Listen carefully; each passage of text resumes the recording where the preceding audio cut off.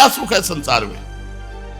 आप हमें बताओ कौन सा सुख है? रुपया, पैसा, घर, मकान, काम भोग सुख।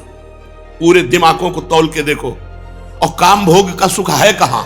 मलमूत्र के द्वारों में। और वो द्वार कैसे? जिनको छू लेने के बाद कई बार नजर लगाकर हाथ धोकर तब पवित्र माना जाता है। बुद्धि भ्रष्ट है। तो चलो, जब तक रही तब तक रही, अब जब परमार्थ में आ गए तब तो सिंहवत रहो। उठो। भगवान ने यदि हमें भजन का अवसर दिया तो इससे बड़ी और कोई कृपा नहीं है भगवान के पास।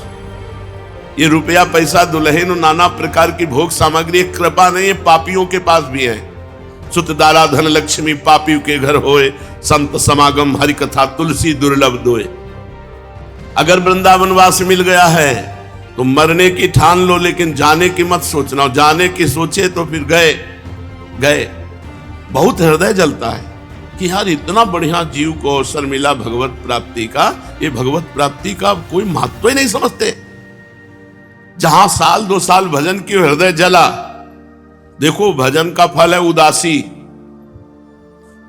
आप जितना भजन करेंगे तो आप अंदर ही कुछ अच्छा नहीं लगे। कल हम किसी से कह रहे थे कि कितना बड़ा भजन का महत्व है। मन उदास हो जाता है। लोग परलोक उसको कुछ अच्छा नहीं लगता।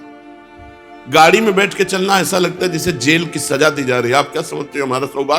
हमारा सौभाग्य नंगे पैर वृंदावन में चलना, हमारा सौभाग्य मांग के खाना, हमारा सौभाग्य पटे पुराने कपड़े पहनकर भगवान के लिए रोना, हमारा सौभाग्य हम किसी का मुंह न देखें, कोई हमारा मुंह न देखे, हम केवल प्रिया प्रीतम को देखें, वो हमें देखें, ये हमारा सौभाग्य।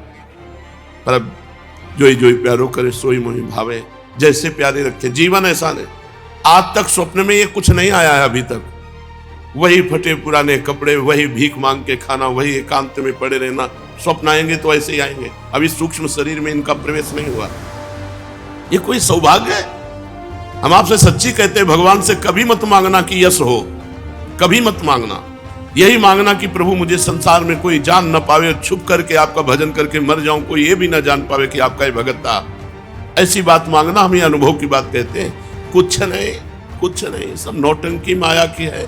कंचन, कामिनी, कीर्ति 3 खाइयां हैं, इन्हीं में गिराकर भगवान से विमुख कर देती है माया।